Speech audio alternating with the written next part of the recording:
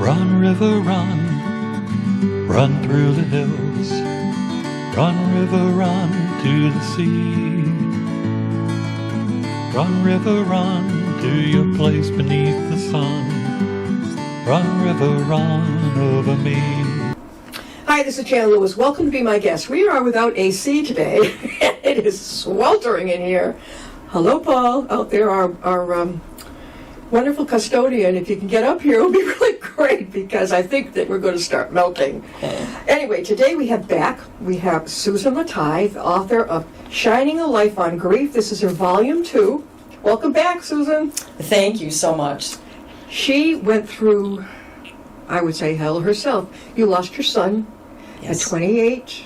Was it 28? 28. At 28. My husband and I just lost a dear friend. She would have had her 74th birthday next month. Oh. So today's standards, that's still young. Absolutely. And, what a trooper they are. I mean, in this book, there are more stories of troopers.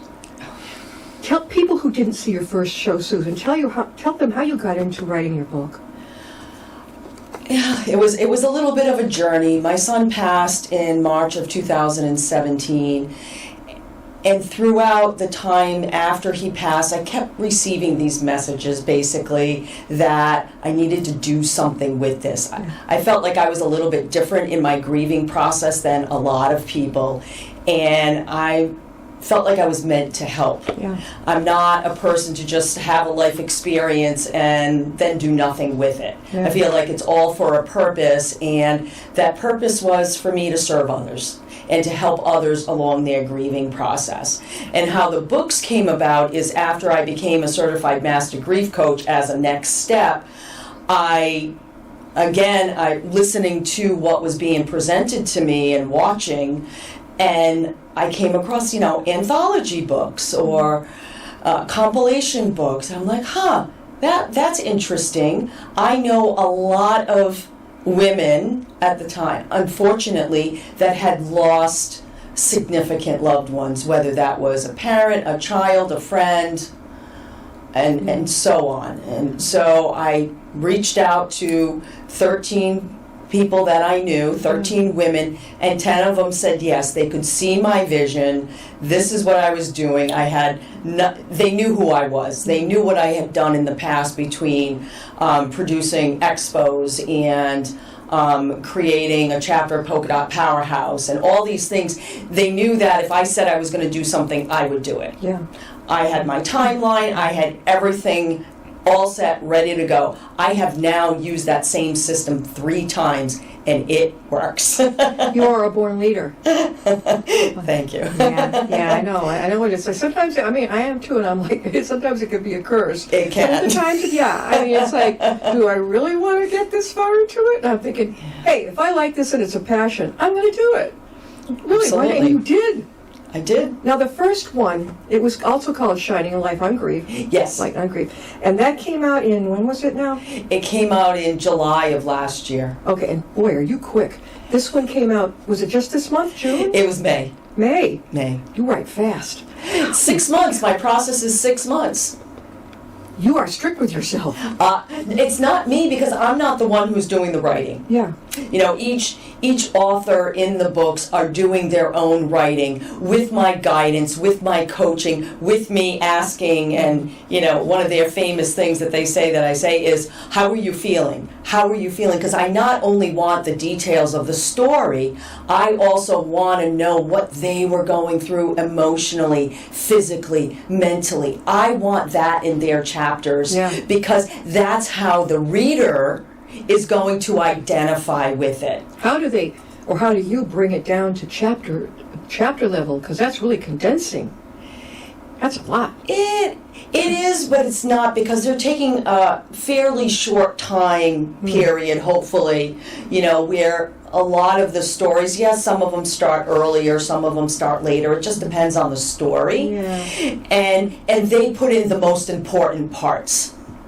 And I don't in my 2 books, I did not give anybody a word limit. I'm like, I want everyone, because we all write differently, I wanted everyone to be able to write in their own voice without having that little voice in the back of their mind going, how many words? Am I there yet?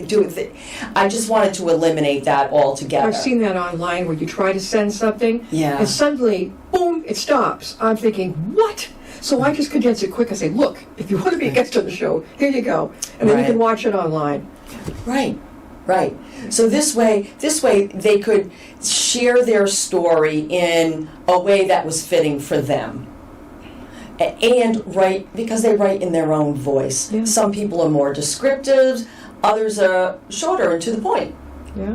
So Have you met these women? Have you met all of them? I have met them all because we had our launch on June 8th, and every single one was there. There were 2 women that I had never met before, Yeah. because one lived in Florida and one was in New York. So Oh, it wow. was amazing to get together as a whole. Where did you launch? Stillwater Books in Pawtucket. Oh, okay. Hello, Steve Porter and Dawn, right? And Dawn, yes. Hello. Yes. What a great duo. Yes, they are. Have you Yeah. did you go to the December Rhode Island Authors Expo? I did. I was there. How'd you like? That's pretty. That was fun. Yeah. That was I mean, fun. you can't possibly meet everyone if you're going in. No. I mean, it's No. just boom, boom, boom, boom, boom. And Yeah. I love it because the different genres. You could have Yeah. somebody sci-fi fantasy next Right. to somebody who's true crime. Oh yeah, absolutely. I mean, I had a psychologist on the side of me Yep. who had all these different kinds of books, and for at a point we were like, okay, how many books did you sell? How many books did you sell? And he was actually amazed that I sold more. Yeah. Maybe because there was only one other person that I came across that was selling a book that had to do with It's only- grief and Now, loss. Susan, how can they get a hold of your book? They can find me at susanlataille.com, or they can reach me at susanlataille.com. Where have you been appearing? So far, I've done some little events. I'm going to be doing some more with the authors, some storytelling events. Good. That's really super. There's Yeah. so many, well, you know probably, the new independent bookstores opening out Oh, in right. Worcester. Yeah. I've already interviewed one new one. Hello, the Tide Pool. Oh. Husband and wife team, and they're terrific. Yeah. It's amazing what's out there. Right. I think after COVID, the people who wanted to open finally did. Right. And now we're going to get to this is terrific. A Shining a Light on Grief. This is volume 2. And there'll be a copy over at Upton, the new Upton Library. Yes. Too, in the dedicated authors section. There's a poem in here. Do you call it a poem, Susan? I believe that was a poem, yes. Brave warrior. Let me just get, this is God. We know you'll continue to watch over us, for it's something you've always done, and that you'll never be too far from us in the days and years to come. So Chris, sweet dreams for now, peacefully may you rest, confident in all the hearts you touched and in all the lives you've blessed. We do not doubt we'll see you again, someday whole and completely healed. For Zig, you were one of the bravest warriors to ever grace life's battlefield. Now that was the woman, who was the woman? That was Michelle Garrisoli that Michelle. wrote about her longtime friendship of over 40 years with this woman. She was more like a sister to her. That's what it feels like very often. It really is. And if you noticed on a lot of cemeteries now are allowing more creativity. And the cute rocks that are painted. Where my parents are, you can have a plant hanging right around it. Oh, right. Yes. All kinds of Yes. cool things, which Yeah. my father once said, he said, funerals are for the living. I get it. They are. Absolutely. Yeah. And at the same time, very often the one who will be deceased has helped to plan it. Yes. I think it's important that they do that because it's such a hard thing to go through after you lose a loved one. And I have many people that talk about that. They have the ones that did plan Yep. because they knew. Yes. And then you have the other ones that didn't, and what's left of the family, they're already grieving. They're already in this place of, a surreal place because they can't believe that it's happened. Yeah. And now they have to plan a funeral or a celebration of life. It's just so much. Or if there's like what happened with my parents, if there was absolutely no connection between the other sibling and myself, as far as, Yeah. and Dad had not written down any specifics, Right. that he wanted, and I don't think he wanted to talk about it. Yeah. And that's, Yeah. hey, Dad, we don't want to know how much you got. We just want to know what you want to do. Of course. That's all. Yeah. Just tell us. So basically, it was going off the seat of your pants. Yeah, well, after my son passed, I made a point finally convincing my mother to at least tell me her wishes. Yeah. She wouldn't go to the funeral home with me to make Really? Okay. the arrangements, but at least I know her wishes now. Yeah. My dad did go with me. He was willing to go. Yeah. So it's like, let's just get this done now, and then we don't have to think about it. We don't have to go, oh, what do they really want to do? We know.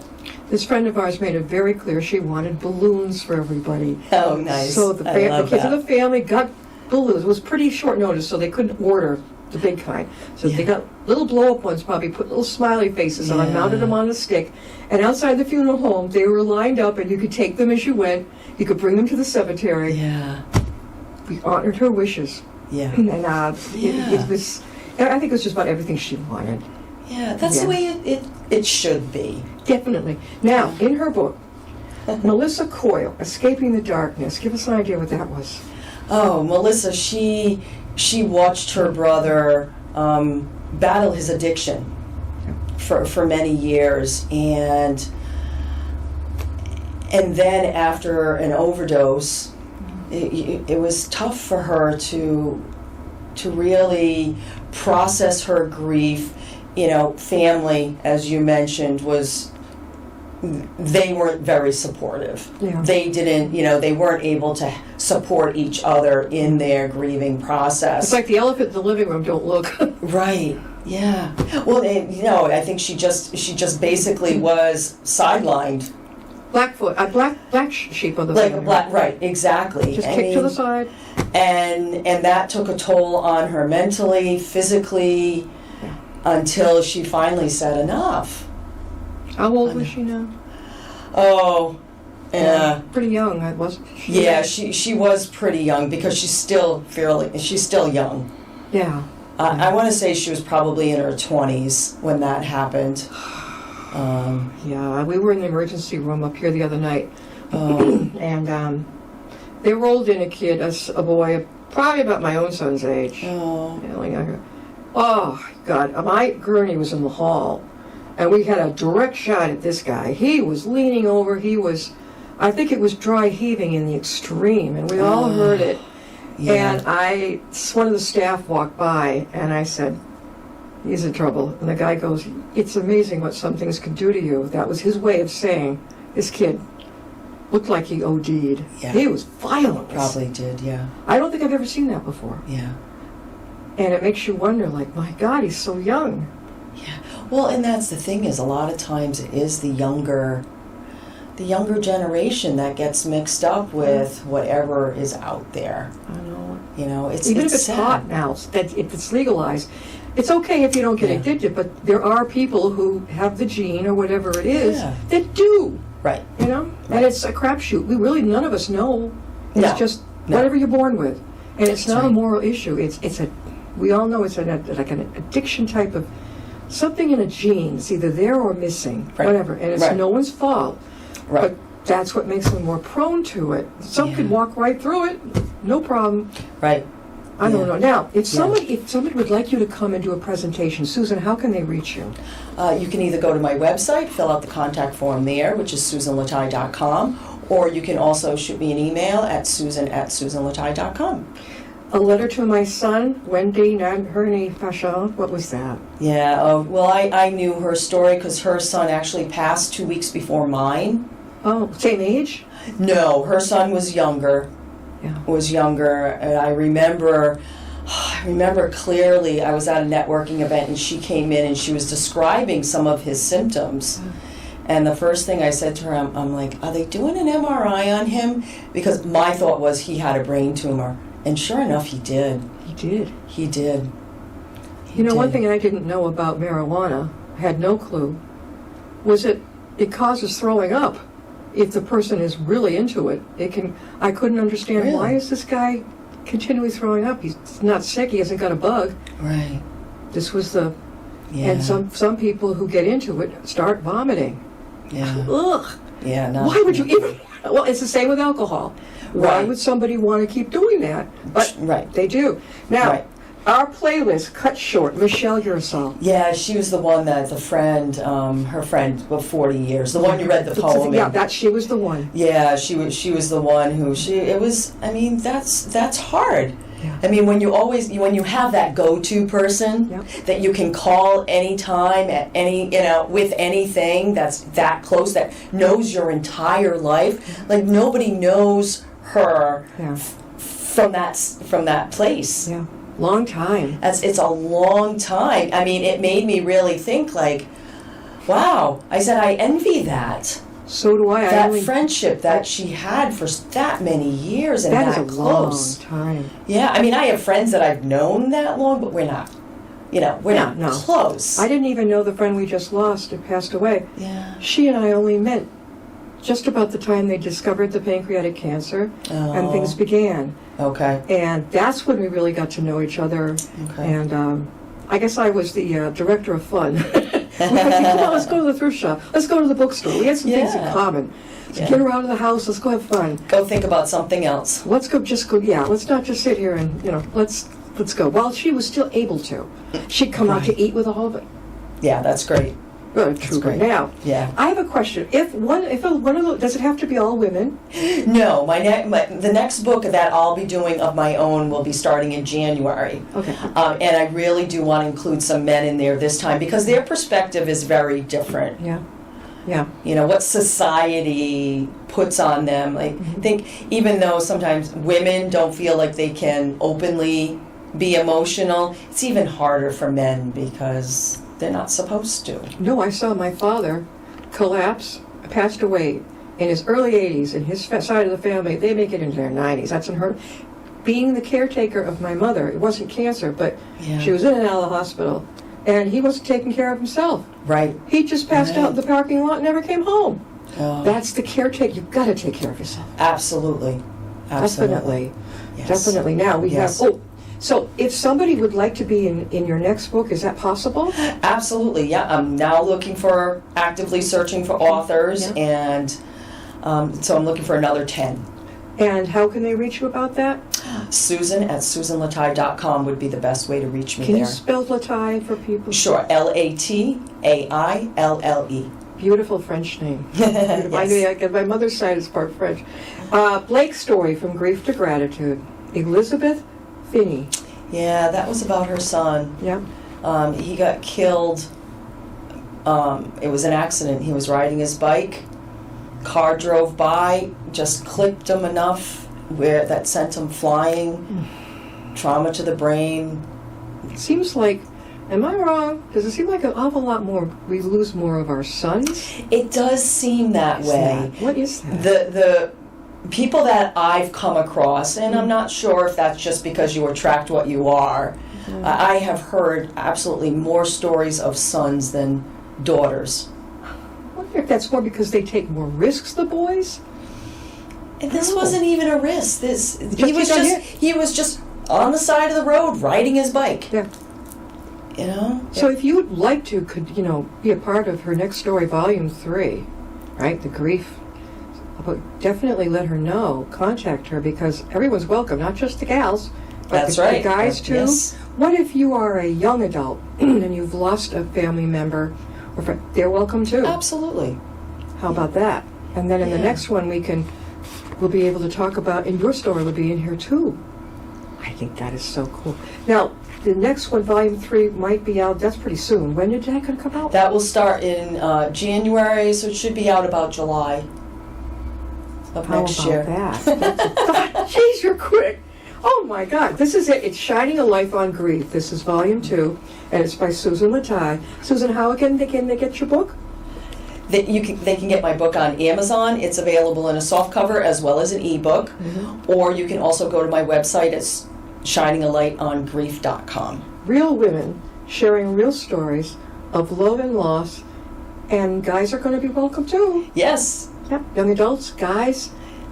maybe you might have the occasional teen that might want to share. Is that okay, or would you rather have the adult? More than likely adults. Okay, Yeah. that's good. Yeah. Yeah. I bet, is the next one, I bet you, is it going to be thicker even? This is thick enough, but I'm thinking, will the next one even be thicker because you're getting the word out? No, because I'll still stay with 10 authors. Yeah. So I think that's just a good amount because we spend a lot of time together. Yeah. We do group sessions, they have accountability partners, we have deadlines. I mean, the system works beautifully. Have you contacted Dana Farber for grief support groups? You'd be great at this. Would be. I have not yet, no. We got one right up the street in Milford. Oh, really? Oh, yeah. And I believe probably UMass has one or two of those groups right over here in Worcester. Mm. I'm thinking of the people who are surrounded by the grief because they have a loved one. And what a great book this would be. Yes. What a big... Now, we have Life Turns on a Dime, Kelly White. Yeah, her story it's about a different kind of grief. Her daughter, Abigail, who I know as well, thought about committing suicide. Yeah. When she was a teenager. Luckily, she was able to get help. Yeah, that's... And she's a thriving young woman today. And she's with us today. That's important, to say the least. That's why, because grief doesn't always look the same, and it's not always about losing a loved one. We have so many different ways that we quote grieve, but we only use that word usually in association with a death. Yeah, some people, maybe it's because of the way I was raised, but nobody that I knew of at funerals broke down in tears. Right? No, you weren't supposed to. I don't know, because it was a pretty open-minded family. And I gotta say, I didn't either when my parents died. Mainly because probably I feel they're still up there with me. Right. Yes. They were so much a part of my life. My God, I mean, I'll never be able to shake it because they were. I mean, they were very much a part of my life. Yeah. And maybe part of me just, like, I knew one time in the kitchen where I live, I smelled, you know that pipe tobacco, Bolcom Riff or whatever it is, Captain Black? I'm like, no, I don't. Well, okay, well, Dad was a pipe smoker and Grandpa and everything, so I'm like, no one in this house smokes. So I'm like, Grandpa? Yeah. Dad? Somebody, I was at a psychic, somebody told me that was, probably your father or grandfather. Yeah. And that's kind of cool. I don't think it is. They're always with us. Yeah. I think they're part of us. Yeah. They're not outside of us. Yeah. They're inside. You think so? Yeah. A lot of us will go to the gravesite and just sit down and talk to them. Yeah. Because they'll say, well, why are you doing that?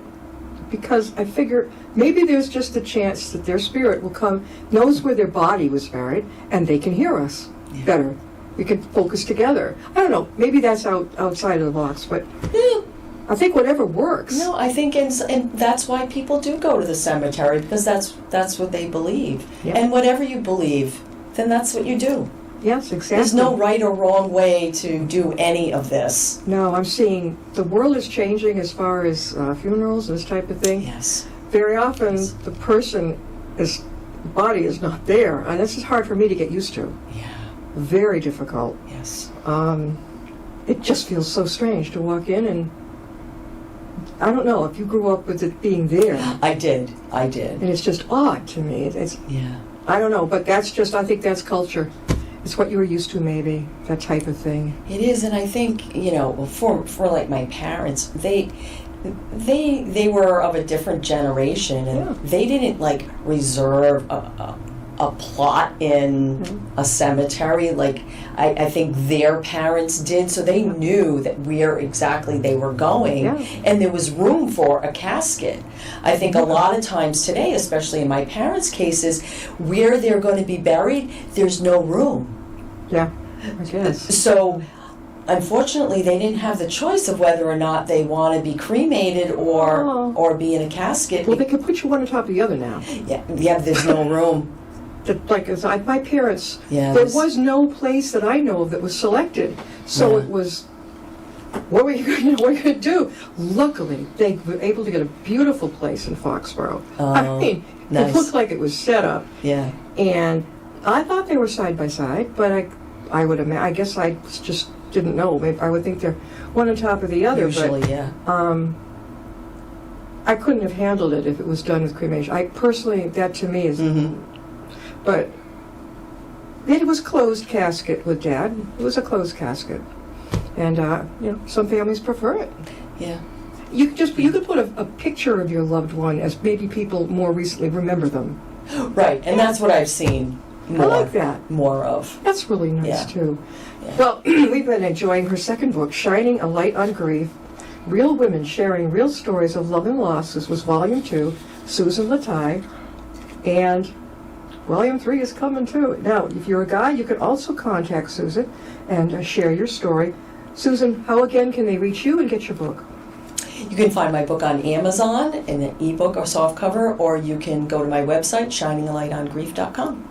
In these stories, it tells right on the back, I love this, you'll discover inspiration to take action. Each story of grief is unique, and boy, that's the truth. There's no right or wrong way to grieve.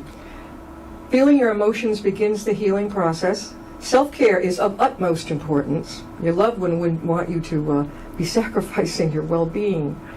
How a dark subject is brought into the light, and by sharing it, you're probably helping more than one or two people. You know, your experience, sharing our strength and hope, maybe give someone else some strength and hope. Right. God bless Susan. This is terrific. I can't wait to make the next one. This is going to be really cool. Don't forget to check out the new Upton Center Library, the dedicated authors section, and you can find this and get into this one too. And if you would like to have Susan come and do a presentation or whatever, she's given you her information. You can contact her, and I think you'd probably be pretty happy to do that. Absolutely. To share with people, yeah. Don't be shy. Give her a connection. Thank you, and hopefully we're going to see her next time too. We'll see you next time. Would be my guess.